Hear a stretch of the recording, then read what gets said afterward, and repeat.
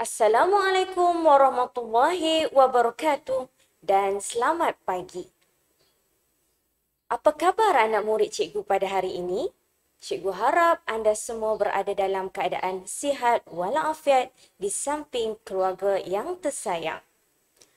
Saya, Cikgu Faika binti Muhammad Fauzi, akan mengajar anda pada hari ini mengenai kemahiran hidup masakan. Mari bersama cikgu. Objektif pengajaran. Pada akhir pengajaran dan pembelajaran, murid akan dapat: pertama, menyatakan alatan asas masakan. Kedua, menyebut bahan-bahan asas masakan dengan baik. Ketiga, mengetahui kaedah-kaedah memasak dengan baik. Keempat, mengenal jenis-jenis menu yang sesuai dihidangkan pada waktu makan tengah hari dan makan malam. Mari kita pelajari. Alatan asas memasak.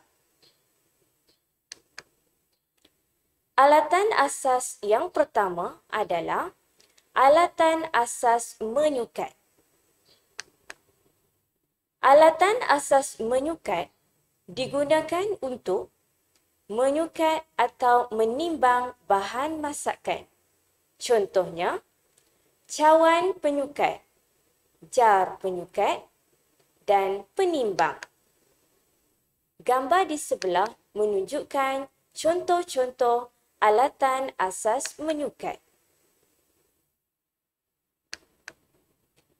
Alatan asas yang kedua adalah alatan asas memotong. Alatan asas memotong digunakan untuk memotong, menghaluskan atau menghancurkan bahan masakan. Contohnya, pisau dan pengisar.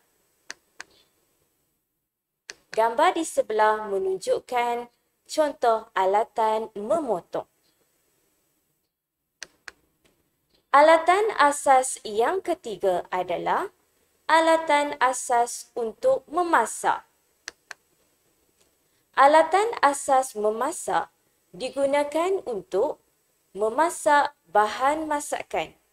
Contohnya, pembentuk, sudip, berus, pemukul, senduk, kuali, periuk dan ketuhar. Baiklah, kita teruskan dengan alatan menghidang. Alatan asas menghidang adalah alatan asas yang digunakan untuk menghidang makanan yang telah siap dimasak. Contohnya, cawan, gelas, sudu, jar, tekong, penyepit, pinggan, mangkuk, piring, sudu dan garpu. Okey. Gambar di sebelah menunjukkan contoh-contoh alatan asas menghidang. Cikgu harap anak-anak murid semua dapat mengenali alatan asas tersebut dengan baik. Okey, baiklah. Seterusnya, kita akan mempelajari mengenai bahan asas masakan. Bahan asas masakan terbahagi kepada dua, iaitu pertama, bahan kering dan yang kedua, bahan basah. Mari kita saksikan definisi bahan asas masakan satu persatu. Bahan kering adalah bahan-bahan masakan yang tidak perlu disimpan di dalam peti sejuk. Ianya tahan lama dan tidak mudah rosak. Ia boleh disimpan di atas rak atau kabinet. Contohnya, beras, garam, minyak, susu tepung, gula, kopi dan sebut teh. Cikgu harap murid-murid dapat mengenali contoh-contoh bahan kering yang biasanya berada di rumah anda. Baiklah, seterusnya kita akan mempelajari tentang bahan basah. Bahan basah adalah bahan masakan yang perlu disimpan di dalam peti sejuk supaya lebih tahan lama. Mudah rosak jika terdedah dengan persekitaran luar. Bahan ini perlu disimpan di dalam peti sejuk.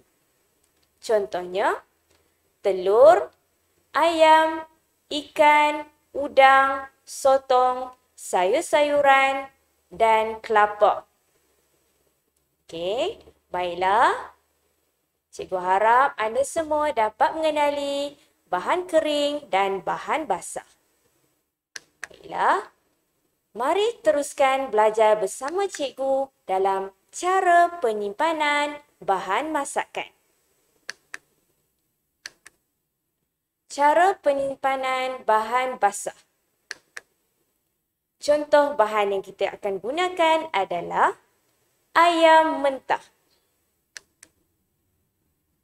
Okey, murid-murid boleh lihat gambar ayam mentah yang berada di sebelah slide tersebut. Pertama, potong ayam kepada beberapa bahagian. Kedua, bersihkan potongan ayam dan toskan. Ketiga, masukkan ayam ke dalam bekas bertutup atau kedap udara. Keempat, simpan di ruang penyejuk beku. Okey, ini merupakan cara penyimpanan bahan basah. Seterusnya, cara penyimpanan bahan kering pula. Contoh yang kita akan gunakan adalah tepung. Pertama, sediakan bekas kering. Kedua, masukkan tepung ke dalam bekas. Ketiga, tutup bekas dengan kemas. Keempat, simpan bekas di atas rak atau kabinet yang sesuai. Mudah bukan untuk menyimpan bahan kering dan bahan basah.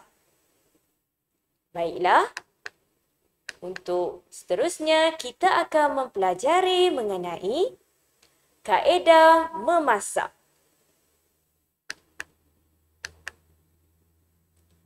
Kaedah memasak. Kaedah ini boleh dikategorikan kepada 5 bahagian. Yang pertama adalah kaedah menggoreng. Kedua, kaedah merebus. Ketiga, membakar atau memanggang. Keempat, mereneh. Dan yang kelima, mengukus. Cikgu harap anda semua dapat mengenali serba sedikit mengenai kaedah memasak ini. Mari kita pelajari satu persatu kaedah. Kaedah 1 adalah kaedah menggoreng. Kaedah ini merupakan proses memasak dengan menggunakan minyak atau lemak mentega. Contohnya, menggoreng ayam, ikan, kentang dan sebagainya. Sedap pula kita lihat makanan yang digoreng.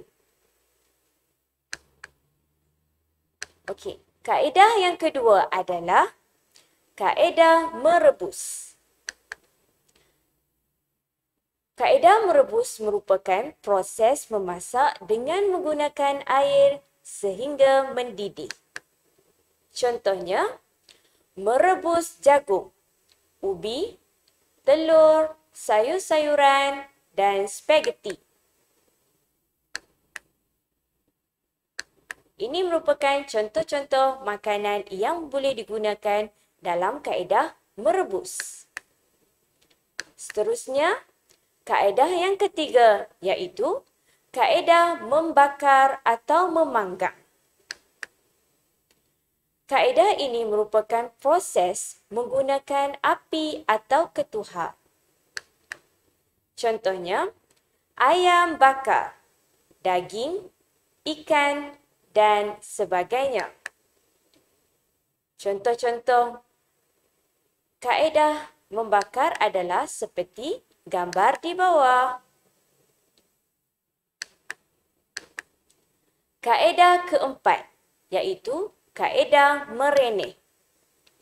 Proses mereneh ialah kaedah memasak dengan air mendidih secara perlahan di dalam periuk bertutup dan makanan dimasak dalam tempoh yang lama.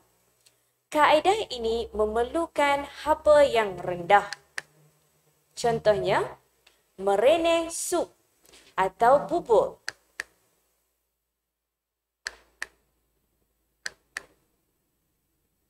Baiklah.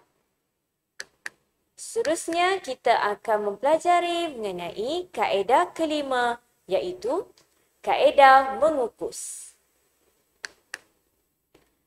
Mengukus ialah kaedah memasak yang menggunakan wap daripada air mendidih. Kaedah mengukus mengambil masa memasak yang lebih berbanding dengan kaedah menggoreng dan merebus. Air kukusan hendaklah sentiasa mendidih dan jika perlu, air mendidih perlu ditambah untuk mengekalkan suhu air kukusan tersebut. Itu merupakan kaedah mengukus. Contohnya, mengukus ikan, kuih pau dan pulut.